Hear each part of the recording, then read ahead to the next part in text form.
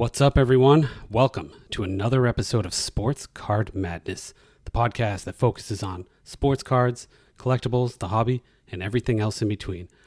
This episode is the hockey episode. We brought on Jeremy Lee of Sports Card Live to educate us in all things hockey.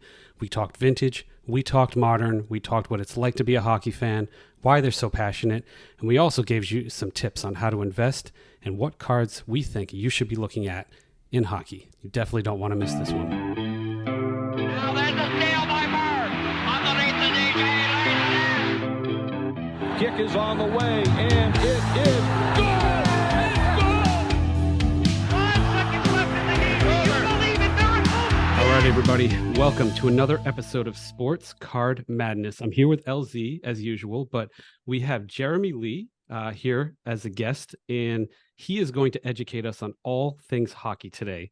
Jeremy, welcome to the show. I wanted you to be able to introduce yourself if you could. I know you have a podcast and you also work for a grading company and you do a ton of things. So I just want to hear all about it. Yeah, well, thanks, guys. Nick, Larry, nice to meet you guys today. My name is Jeremy Lee. I guess I'm sort of best known for Sports Cards Live, the live and interactive show that I started on YouTube 3.5 years ago.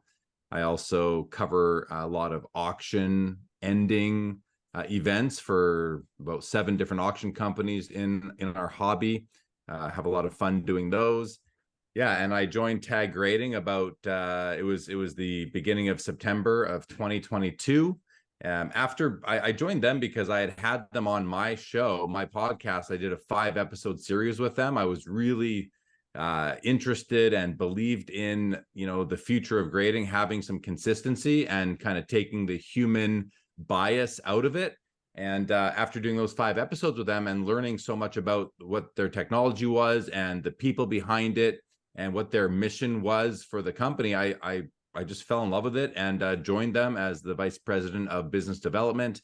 And I've been working with them ever since. My hobby endeavors really include, Sports Cards Live, Tag Grading, and the most important of all probably is just managing my own collection and curating my collection as I've been doing for over 40 years now. So I've been in this. I'm a lifer. I don't ever plan to get out of it, and just plan to continue doing what I'm doing.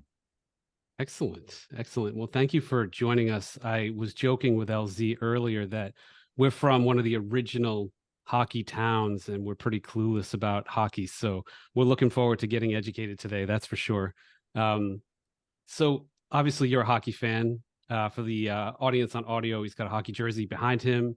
How did you get into collecting and how did you end up, liking hockey? Just how did it all begin and how did you start your collection? Yeah, for me, liking hockey began in the 70s for me. I'm from Winnipeg in Canada, just north of North Dakota. That's where I'm originally from. And I used to go to hockey games to go see the Winnipeg Jets play with my dad when the Winnipeg Jets were in a league called the WHA, which merged with the NHL in like 1980. But I would go to hockey games with him. And I remember there was this elderly couple that sat next to us. And the Winnipeg Jets were the best team in the WHA back then. And every game I would the old gentleman and myself would bet 25 cents on who would win the game. He always let me take the Winnipeg Jets, and I always won a quarter coming out of those games. Some of my earliest memories of being a hockey fan. And then I also remember this is probably like 1979.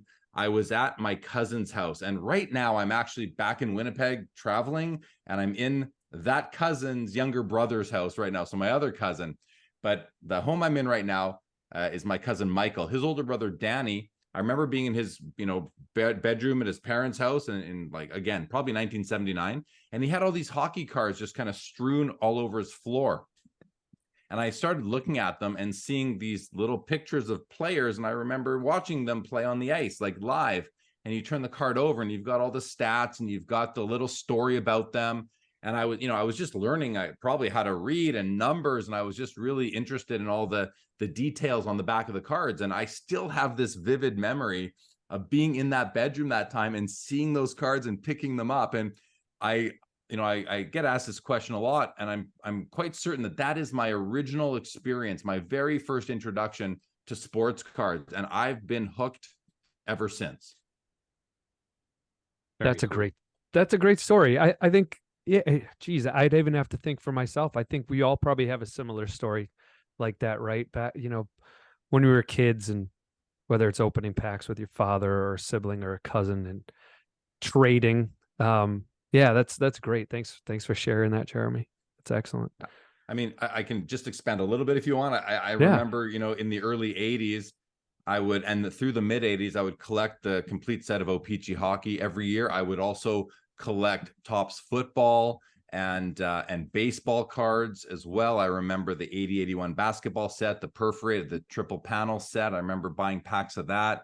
82, 83 Topps baseball. You used to buy them at the corner store here in Canada. You could buy, it wasn't just hockey up here. You can get the other sports too. And then, completing the sets with friends, trading at recess in the schoolyard. I remember doing that quite clearly. And then you get towards the end of I graduated high school in 1990. And I remember walking the halls of my high school, probably in grade 11, selling complete sets of the 88-89 O-Pee-Chee hockey set, because I was out there building the sets, going to the 7-Elevens, buying the packs, putting the sets together. I would also, back in the mid 80s, go with a friend of mine to our local LCS in downtown Winnipeg. It was this little shop that was located in the back corner of a bigger comic and used bookstore. And I'd go there every weekend, spend my afternoon there, got to know the shop owners pretty well. And I remember buying my first Mario Lemieux O-Pee-Chee rookie card there for 25 cents, because it was big just spending. a card. All cards were the same. It didn't matter, Yeah. So, I mean, I've been immersed in the hobby my whole life. I, like a lot of people, I wasn't as active in the second half of the 90s, which is when a lot of treasures were created. A lot of the best cards ever came out of that era. I refer to that as the creative era. And the cool thing about missing that era when I was younger is that now, and really I started really getting into those cards in about 2016, 17. The cool thing is that now I'm discovering so many cards all the time from that era that, had I been immersed in the hobby back then, I'd probably be ahead of things, but I wouldn't be able to rediscover them now. And, the one thing about this hobby is you can always discover more cards. And I find myself continuing to be able to do that, which is just awesome. Let's go back to you being on the playground with your friends. I'm curious, up in Canada, when you were doing your trading, was hockey the most popular, or, at that time, was football big for your friends, or basketball or baseball? I'm just, what was it? What were people? It was all hockey. Yeah. All hockey. Yeah. Much, Okay. All right. Especially because here in Winnipeg, we had a hockey team. There were 21 teams in the NHL for the longest time, until the early 90s, really, when like San Jose and Ottawa came into the league. But we had a team. That was again, Winnipeg is it's probably about 800,000 people right now. Back then it was like 600,000 people. And we had a hockey team. That was our claim to fame. That's what put us on the map. That's what made us a city, gave us a lot of our identity back then as a city. So having the team, we as my friends, our community, it was all about hockey back then. We didn't have the Blue Jays or the Expos. Those were out east. We didn't have a basketball team or football team. We had a Canadian Football League team, but who really cares about that league? I can absolutely relate to you with regards to you growing up in Winnipeg. I grew up in Foxborough, Massachusetts, where the New England Patriots play. So totally I get that. The city, the town, the people there take on the identity of that team. And it's kind of this badge that you wear for, I still wear it to this day. For the rest of your life, you wear that. So that's a special. You had a nice opportunity growing up to be in a town with a pro hockey team. Yeah. Until that team breaks your heart and moves down to Arizona and calls themselves the Phoenix Coyotes. Right. Until that happens, but that's not going to happen to the New England Patriots. So you're okay. We had almost did. Yeah, Connecticut. They were going to move to Connecticut for a little while. It's close. Yeah, it was close. No, Robert Kraft saved the day. Yeah, he did. God, he swooped in. Yeah. That's really good to understand their perspective. You growing up and you and your friends collecting hockey cards, and this is what we want to focus on today. Do you think hockey is overlooked right now in the hobby today? Is it overlooked? And if it is overlooked, is there an opportunity that maybe people aren't thinking about?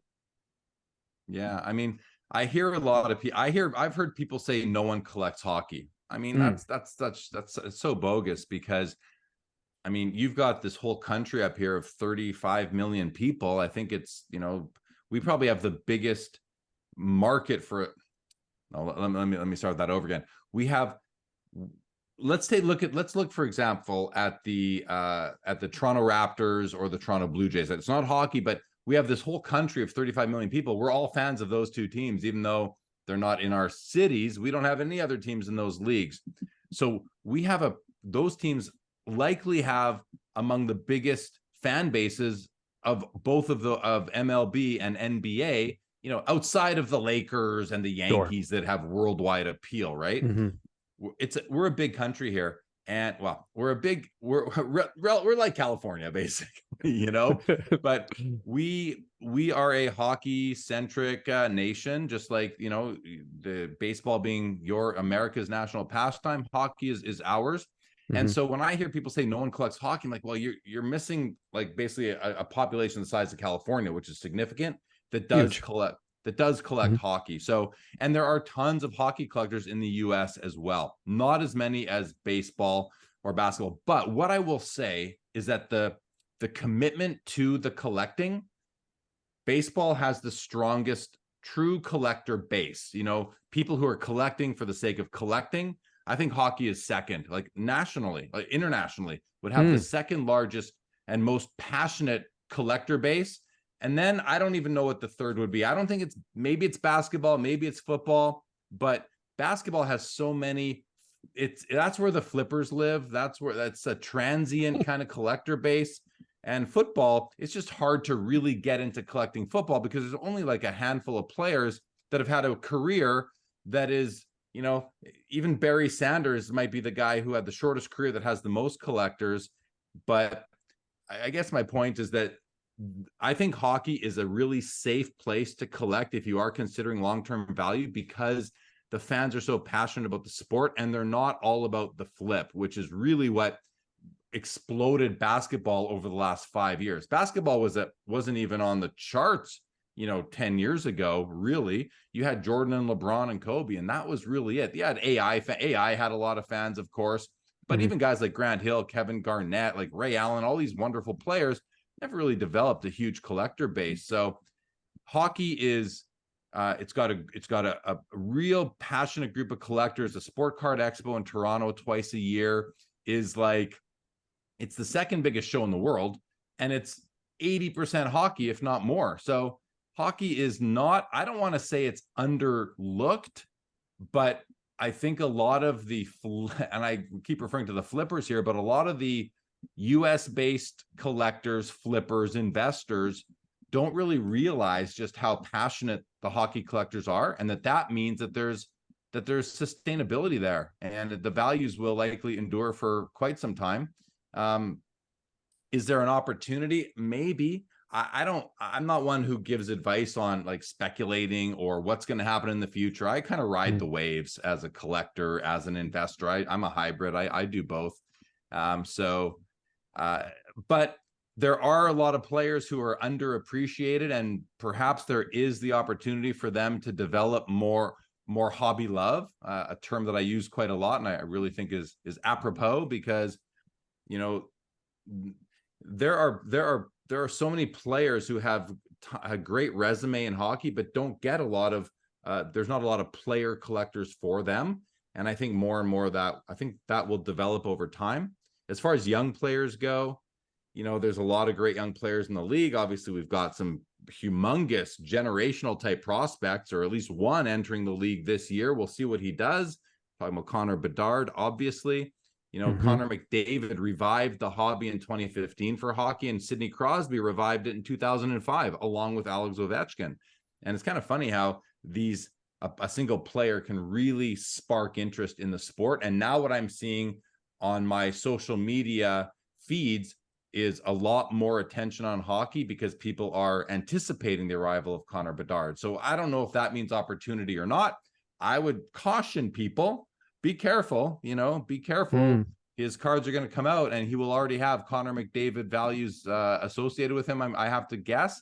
And, now he's got a lot to live up to. So proceed accordingly, I would say. I loved how you brought up McDavid, and then also Sidney Crosby and what they did to the market and the sport. So that is an interesting perspective around Bedard and whether he can do that. So that's something to definitely look for. And I also definitely appreciate you talking about hockey fans being very passionate and what that does for the sport, the fan base, and the collectibles market. It just got me thinking while you were talking. It's like, you know what, Jeremy, I think it's definitely onto something. Like, I look at, we're very blessed living in the Boston area. We have a lot of great teams. And I think our Bruins fans, we talk about it all the time. They are the most passionate out of all the different professional teams we have in this area.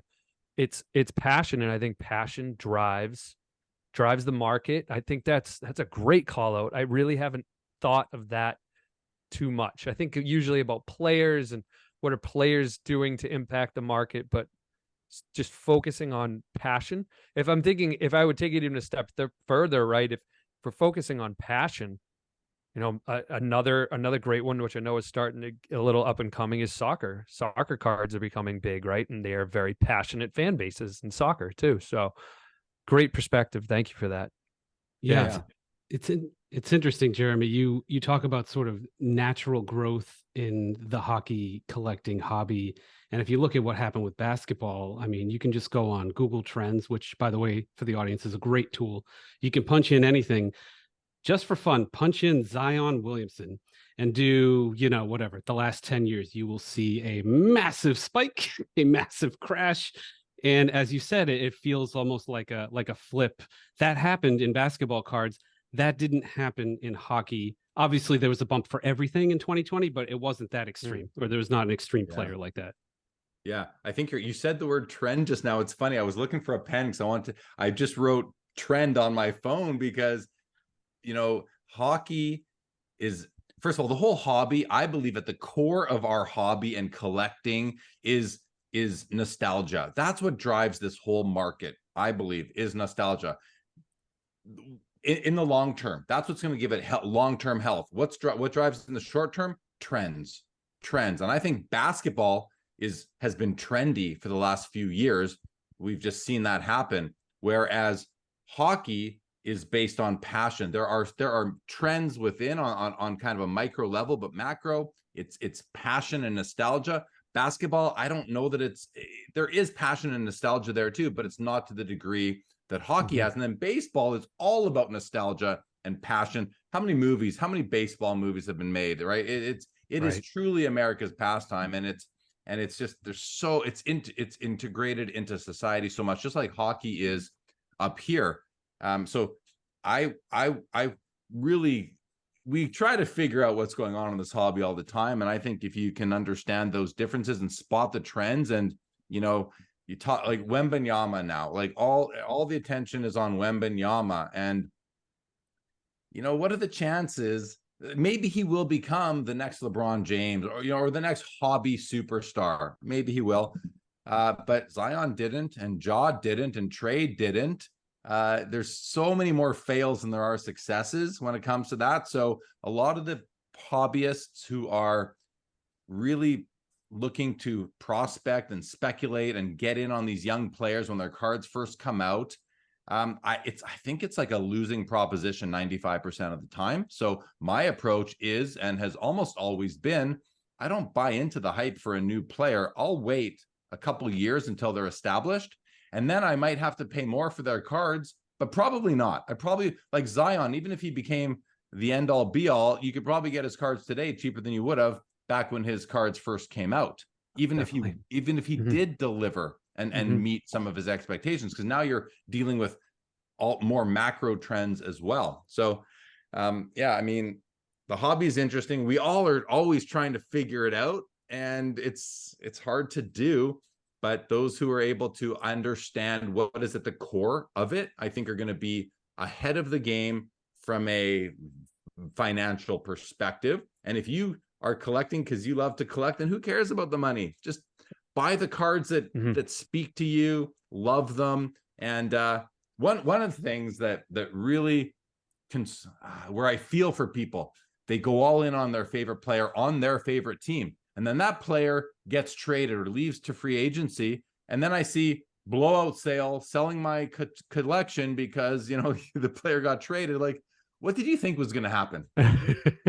Yeah, especially in modern sports era. Yeah, it's different when you know, like my 8-year-old son, you know, Marcus Smart, who was a Celtics player, got traded, and you know that obviously he didn't have a huge collection of Marcus Smart stuff, but you know, the posters came off the wall, the cards got put away, and it's sad, you know, but it happens. So what you said's more, you know, obviously an extreme example.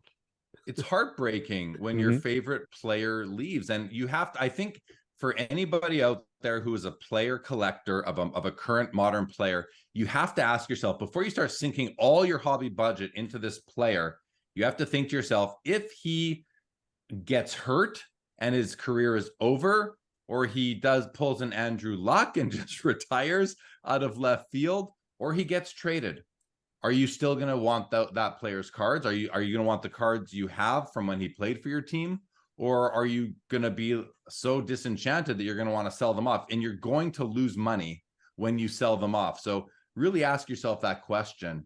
And now you have to balance that off with having fun. It's fun to own cards of current players and watch them play and experience the emotional roller coaster of being a professional athlete right alongside them.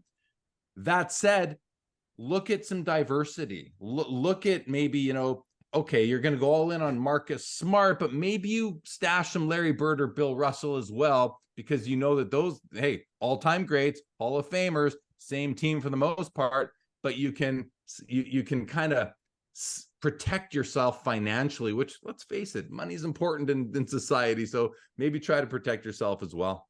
Yeah, those are those large cap blue chip stocks that you buy that you just know you're going to get a solid dividend for the next 20 years, right?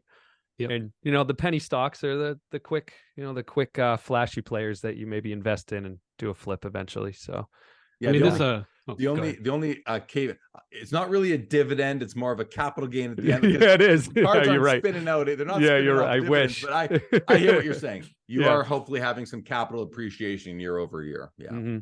Right. Yep. I mean, one of the message I just took from what you just said is, as collectors, it's fun, but there should be just a tiny bit of thinking involved, like a little bit of proactiveness, and just think like, hey, you know, what does this look like in the future? What does this card look like down the road? How would I change, or how would I feel about this card if XYZ happened? I mean, yeah, if you're a little kid, you're probably not going to do that, right? But you know, if you're an adult, it might be a worthy 30-second exercise to just kind of see like where it's going with what you're buying, you know? And what I often say is, anytime you're spending significant money, whatever that is to you, on a card, think about these things. If you're just spending, you know, $100 on a box of cards to open with your kid or even for yourself, like, that's fine. As long as you're willing to expense it, you know, put it on your P&L, put on your income statement as an expense, and that's okay. But if you're going to go out and spend whatever is significant to you, it might be 500, might be 5,000, might be 50,000, you like money that is potentially coming out of the family fund, you have to really think about what could potentially happen if that player, you know, goes and gets hurt. Or we look at the modern day quarterbacks, there's so much speculation into these guys, so much value built into them as if they're already Joe Montana, and they're just not, and they're probably not going to become Joe Montana. So if you're going to go spend $60,000 on a National Treasure RPA, be prepared to lose 90% of that money when you go sell it. But I hope you got $90,000 worth of enjoyment for owning that card for 2 years. Is that, you know, if you own that for 2 years and then you sell it for 90% loss, you have to amortize that into your enjoyment factor, into the enjoyment you got from that. And I hope you're happy with that price of admission, because you're going to pay through the nose for that. Mm-hmm. Such a good point. Such a good point. Yeah. We think Yeah. about this like set building all the time. It's costly, and it's like, am I enjoying this? Am I enjoying this, or is this painful? You have to think Set about building it. that's a good point. Set building. We're conditioned to set build as collectors. I think it's what I grew up doing. It was all about getting that last card. I remember doing my O-Pee-Chee hockey sticker album in like 1983, and the last one I needed was Ken Morrow from the New York Islanders.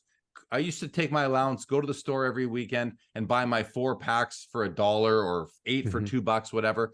Couldn't find Ken Morrow. I ended up trading it from a kid who had it in his sticker album. He removed it from his sticker album. I put it into mine, and I gave him all my traders for 1 card because I needed to complete the set. Nowadays, I still collect a few different sets, like long-term chase sets to keep me interested. But a lot of the sets that I've completed, I'm like, why do I want a 50 card? And I'm not talking about base sets. I'm talking like a patch set or an autograph set. Why do I need to collect all 50 cards when 40 of them are players I don't care about, and 10 of them are the big ones? I don't need 40 extra cards in my collection of players that I don't care about. So I've started to actually sell off 80% of my sets, keeping the best cards as a memory of the experience of collecting the set. But you guys notice this too. I'm sure you'll see people collect a set and then they break it up and sell it off. I mean, I see this over and over and over. Set break, right? Well, it's hard to make money if you're no, let me say this differently. It's easy to lose money if you're going to do that, if that's going to be your MO in the hobby. So my advice now to a lot of people is don't collect sets unless you're doing it purely for the enjoyment. And then, like we see people putting together these big basketball insert sets where the commons are $1,000. Like, that's pretty cool. You're gonna get to flex that on Instagram. But once the thrill of the flex is over, you're left with these cards that no one's going to care about. No one's going to care about these common players that no one's heard about. They're going to care about the Jordan, the LeBron, the Kobe, the Duncan, and all these other guys. But 80% of the set, you better have that. You better want to hold that for decades. Otherwise, you're not gonna feel good about it at the end of the day.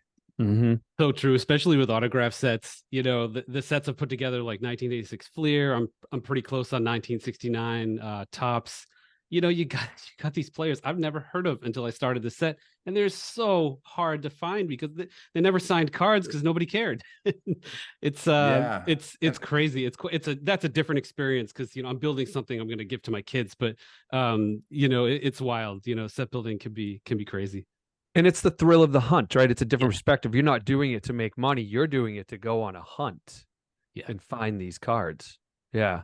Which is cool. Yeah. I think that's cool. But keep in mind all these things, like make sure that you enjoy that hunt and get all your value out of the enjoyment. Because the nice thing is there are, like, you're talking about 86 Fleer and what did you say? 1969 Tops, the tall boys. I mean, they're not the biggest sets, right? 132 cards in Fleer. I'm not sure what the 69 Tops is. Like, those are also very iconic. I'm not going to tell anybody don't collect an autograph 52 Top set or an autograph Tito 06 set. Like, there are exceptions to this.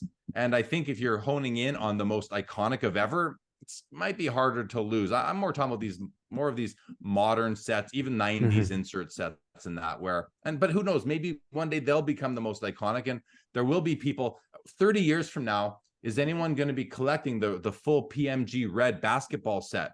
I don't know. I think they'll want the Shaq and the Kobe and the MJ and the other big names in there. Yeah. But are they going to want all the no names? And I can't even think of a no name. So you mentioned some sets that you are still working on. Are you working on a few sets? Do you want to tell, like, what are you working on today? Right now, I just got a counter offer on my phone for a card from a set I'm working on. It's a 153 card set. Okay. There was a parallel set from a set called 2014 Upper Deck Masterpieces. And it's the black framed leather prime memorabilia set. Long name, but each card is numbered. There's 153 cards in the set. Now, it's the parallel set to 160 cards, but I guess 7 of the players they didn't have memorabilia for, so they skipped it, right? They skipped those players. I love the looks of it. 153, big enough number of cards where, but it's one of these like Chronicle type sets where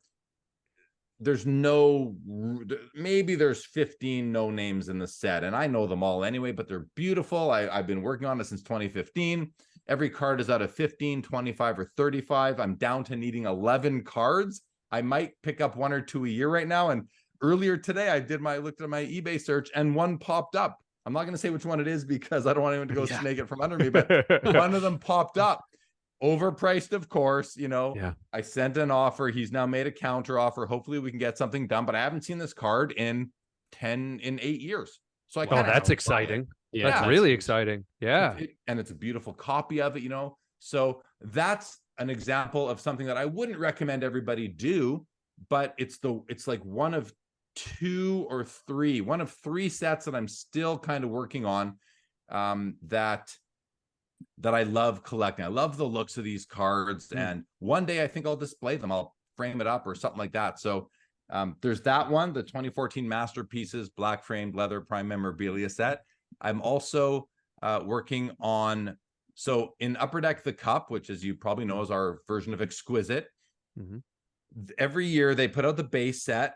The cards are numbered to 249, and then they do a couple of parallel sets, one of which is the base patch parallel set. And these cards they used to be numbered out of 10 for the first 10 or so years of the Cup. Now they're numbered out of 8. I've been collecting these since I collect these from the first year of the Cup right through till the end of the 2010s. I'm going to stop. I'm going to draw the line, no more after 2019.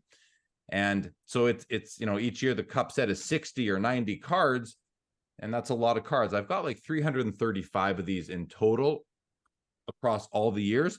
And this is a set that, it's several sets actually, but it's something that I really love. However, I'm starting to pass on some of them because the players don't interest me so much. Like I don't need a 1-color patch of a player I don't care about. So I'm not really looking to just complete the sets. I'm now just looking to acquire the cards that I really like from them. And, but this is a cool endeavor because it's something that can be a lifelong pursuit. It's not something that I'm like, and I don't go crazy about, I'm not spending hours a day searching all the forums and searching Google and Reddit and all these looking for every last card. I pick them up when I find them, and it's something that keeps me interested in the it feeds the set collector in me, which is what I was as a kid. So, but I'm not like crazy about, I'm not neurotic about it. Very cool. So Jeremy, I wanted to shift gears just to vintage cards for a bit. So we obviously know for baseball, there are some iconic sets. We've got 52, we got the T206s, we've got, Mantle. For hoops, obviously 86 Fleer stands out with Jordan. We have the 69 Tall Boys. What's the hockey equivalent? Like what's the set that stands out to you? It's got to be the 1951 Parker set. It's, it was the first set in like 10 years after the war. And it's got it's a 105 card set. These cards are very small. They're wider than a tobacco card and a little shorter.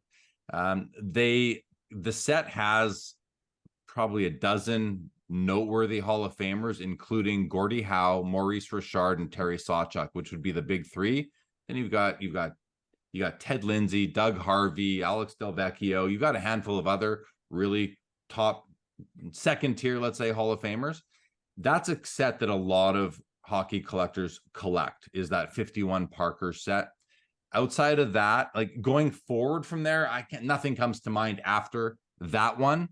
I mean, there are other great sets, but nothing where I think, there are people that collect every year, I'm sure, but that's the big one. If you go back in time, though, 1933 O-Pee-Chee is a really cool set. Came in 4 colors, like every card had 4 different colors. There are noteworthy Hall of Fame rookies in there, the most important being Eddie Shore from your Boston Bruins. You've also got one of my favorite sets, totally under, it's not well known, the 1923 Patterson set, William Patterson set. It has 4 key Hall of Famers, being Jack Adams, Oral Joliot, King Clancy, and Howie Morenz. Howie Morenz, to me, being the most important pre-war rookie card. But then you can go back further to the Imperial Tobacco sets, the C-Series sets from the 1910, 11, and 12 years. we had 3 consecutive sets, and then there was nothing after 1912 until 1923. But those original 3 tobacco sets, you've got the C56 series, which is the first one, then the C55, then the C57. Not in order, but that's how they came out. That was the order they came out. The C55 series is probably the most popular. It has the George Vezina rookie card in it and the Joe Malone. I collect these sets. I collect all 3 of those years. And I always thought it'd be so cool to have those early sets, And so I've got the first set done, and I'm about 10 cards short of each of the next 2. Those are awesome. History, pioneers of the sport, especially the first year, it's a 36 card set and 24 are Hall of Fame rookies or something like that. Like, wow. It's just, yeah, it's nice. It's really cool. So, but to really hone in on the answer, 51 Parkhurst is the most important, I would say. What about players? I mean, obviously LZ and I, we're Bobby Orr guys. His statue's out front outside the stadium. I imagine he's huge for vintage collectors, but what are your top 3? And I'm not counting Crosby and Ovechkin because they're, that's more recent, but in terms of old school guys, who do you think are the top ones? Who's like the 1986 Fleer Michael Jordan? Is it Gretzky, or what do you think? That's Gretzky for sure. If I'm comparing the 86 Fleer, I'm going to go to the 79 O-Pee-Chee Wayne Gretzky. I think that makes sense. If you're going to talk about, if you want to go back in time further to, what's the 61 Fleer Wilt Chamberlain from that era? Maybe it's the Bobby Orr. Maybe it's the 66 Topps Bobby Orr. Probably would be. And then you want to go even further back, what's the equivalent of the 57? Is it 57 or 58? The Bill Russell, now we're getting back into the 50s. Maybe it's the Gordie Howe, or the Jean Beliveau or the Jacques Plante. There's so many cool hockey rookies from the 50s. The Bobby Hull in 1958 is an amazing card. And then you can go back even further, and I mentioned some of those earlier, like the Eddie Shore, the Howie Morenz, the George Vezina. It's fun to talk about and to come up with your Mount Rushmore list of cards in any sport.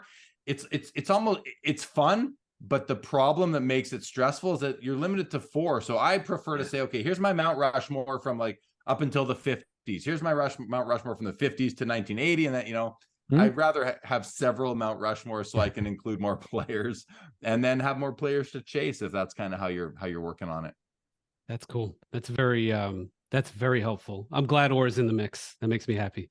For sure. Yeah. Or if you go play back to your audience, Jeremy, play to your audience. Right. Play to your hosts. If you go back and look at when Beckett first put out hockey magazines, and even throughout the run of hockey magazines, the 3 most expensive cards as per Beckett's book value were always Gordie Howe, Bobby Orr, and Bobby Hull. Those were all at $3,000. I think Orr was at $2,500 or something like that. But those were the big 3 cards in vintage hockey as per Beckett magazine, and those are all very worthy of that status still to this day. All right, let's fast forward to today. What players are you going after today? More modern players. Which ones are you going after? Yeah, I mean, I collect players and they're not all modern, semi-modern maybe, but I still to this day collect Wayne Gretzky, Mario Lemieux, Sidney Crosby, Alex Ovechkin, Connor McDavid. I mean, all the guys you'd expect to hear. Yeah. Connor McDavid. These are the guys that Teemu Selanne, my all-time favorite professional athlete. I collect his cards as well. I have 36 player PCs that I collect, so I could go on and list them all, but there's several across all 4 sports. As far as younger players nowadays, and that's not my forte. I don't go heavy into any young player. I learned that lesson a long time ago. Nowadays, but there are players I like in the league. I like Jason Robertson on the Dallas Stars. I like Tim Stützle on the Ottawa Senators. I love Matthew Tkachuk on the Florida Panthers. He was on my Flames before. Now he plays for Florida, which was a humongous disappointment for me. But I really like his play style. Goaltender wise, I love Jake Ottinger on the Dallas Stars. And when I say I love these guys, it's because I've seen them play and I like how they play, and they played really well against my team. That's how I know a player is good, if I see them play well against my team. I like Devin Levy, defenseman for goaltender for the Buffalo Sabres. I like him because he's my nephew's friend. That's kind of cool, right? Yeah, When that you is have cool. when you have a connection like that, Hmm. it can be kind of cool that way as well. I'm trying to think who the young prospects are on the Boston Bruins. Like Charlie McAvoy is a world-class defenseman, no doubt about that. And almost, sadly, one of my all-time favorite players, Patrice Bergeron, just announced his retirement. I mean, guys, congratulations on the wonderful career he had. One of the best players to ever play, like just a complete game and a class act. Big fan. And I'm one of the people, I'm in the minority. I like Brad Marchand. I don't like, I think he can be a bit of a, he licks faces and weird stuff like that. But he's the kind of player that every team wants to have on their team, and nobody wants to play against. So you guys are lucky to have Captain this year. Yep. Yeah. He was fun to watch on the 2011 team for sure. They won really. He was a big part of it. You know? So yeah. Back to Patrice. He's just, to your point around being a class act. Like he has done and probably will continue to do like a lot for this community, like the Boston community, like charity events everywhere, just always doing things in the community, visiting schools, just a really good guy. So I think it's easy to root for someone like that. Yeah, and that's one thing that I hear about hockey players is that they are down to earth. They are really community focused and they want to give back, and they do that. Like PK Subban basically has his name on a hospital in Montreal. I mean, he's retired now, but the hockey players are just, generally speaking, of course, there's going to be exceptions, really good people. And relative to maybe the people in other sports, I'm not sure. I don't want to put anybody down, but I think, person for person, hockey players are very generous with their time, with their finances, and that's just a really cool thing. So it's great to hear that about Patrice. It doesn't surprise me. I mean, the guy's a class act, always has been. Nobody in the league doesn't like, no hockey fan does not like and respect Patrice Bergeron. It's same thing for Teemu Selanne. That's when like that's the player I want to collect. And I do have a Patrice Bergeron PC because I respect the guy so much. Awesome. I do. It's not huge, but I have a folder for him, especially in my organization system. Well, that's great. Nice. Yeah. Excellent. LZ, do you I know we've got Jeremy here we've had him here for a while now. Do you have anything else for him? No, I think this is good. It's good, Nick. All right. Yeah. Ask so Jeremy, we have our final question that we ask everybody who comes on the pod. It's pretty straightforward, but if you could sit down and have a coffee, I'm not sure if you would want Dunkin' Donuts or Tim Hortons, but if you could sit down and have a coffee with any sports player, dead or alive, who would it be and why? Oh, and I know you guys actually prepped me for this one, and I forgot to think hard about it. First of all, Dunkin' Donuts coffee is better than Tim Hortons. Now I love Tim. Whoa, it is. I had my first Dunkin' Donuts in an airport. I think it was at LAX like a few months ago. And I'm like, yeah, this is better than Tim Hortons. Tim Hortons changed their coffee, and now McDonald's uses the same bean that Tim Hortons used to here. So now McDonald's coffee is better up here than Tim Hortons. With coffee, Nick, you're gonna get a text from Jeremy at like 4 a.m. tomorrow, being like, "I had nightmares. Can you please edit that comment out or out Tim Hortons?" People are blowing it up. Yeah. Tim Hortons is coming after me. I still drink Tim Hortons quite a bit. I still enjoy it. But I tell you what, I enjoy it with like cream and sugar. I like coffee black, but I'll put cream and sugar in my Tim Hortons. I do only drink it with cream and sugar to kind of mask the bitterness of it, But hey, we should start a coffee podcast, right? Yes. I love it. Episode 1 during this episode.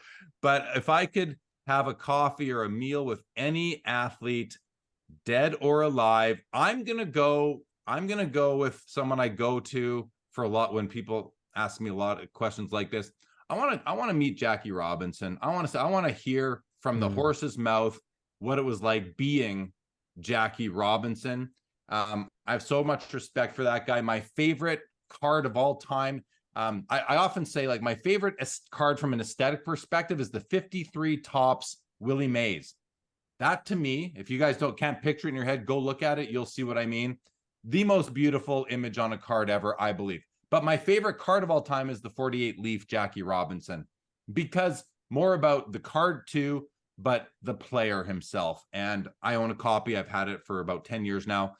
And I love the Jackie Robinson story. And when I watched the movie 42, I fell in love with the second player by the name of Pee Wee Reese. And the reason why I love Pee Wee Reese is there's a scene in that movie, I don't know if you guys saw it or remember, where I don't remember if they were at home or away. I think they were at home. And Jackie Robinson is being heckled by the fans because of the color of his skin. And Pee Wee Reese didn't like that. And I think they were in the field together. Pee Wee Reese walked over to Jackie Robinson and just stood beside him, put his arm around him, and looked up at the crowd. They just stood there. And Jackie basically kind of goes like, "What are you doing?" He goes, "No, just like letting them know that you're one of us now, you know?" And so I love pairing cards together. I often will put my Jackie with my Pee Wee Reese rookie. And I love that. And that story warms my heart every time I think about it. So if I could have coffee or lunch with somebody, I'd probably, you know what, I'm going to cheat a bit and say, I want both those guys there. I want Jackie and Pee Wee, because that might be my favorite scene of all time as far as cinema goes. Excellent choice. Excellent choice. That's great. Jeremy, just to wrap things up here. First, thank you for that. That was a great example of, grabbing a cup of coffee with. How can people follow you, get in touch with you? We just want to give you a minute to be able to kind of give a shout out to how people can do that. Yeah, appreciate it, guys. My YouTube channel is called Sports Cards Live. So that's where all my content is. It's also on podcast on Spotify and Apple and all the other platforms, again, under the name Sports Cards Live. And then my Instagram is jlee_Sports Cards Live. So any of those ways you can see what I'm up to content wise. And I do live interviews for the most part. That's kind of my hallmark. And I then download the audio and upload it to the podcast platforms. And so yeah, that's how you can find me, and welcome more friends and people in the hobby. I love meeting people in the hobby and learning about what they're doing. So the more people, the better. Jeremy, thank you for that. The listeners, start following Jeremy if you're not already. He's a great follow. Excellent content, whether it's his YouTube channel, even just the quick reels that he puts out.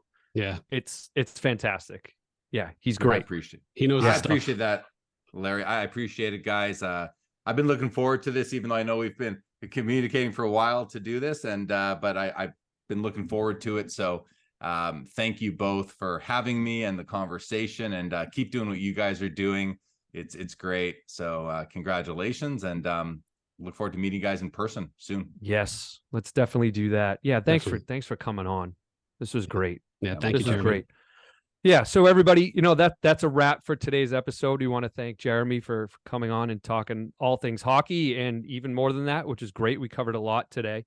Like always, you can find us on all of your podcast platforms, whether it's Spotify, Apple, all of them. Make sure you subscribe and follow us there. And then me and Nick are on Instagram. You have Nick at Boston Card Hunter, and then me at Autograph Stalker on Instagram. So great episode. Thanks again, Jeremy. Talk soon, everyone. Bye. Thank you.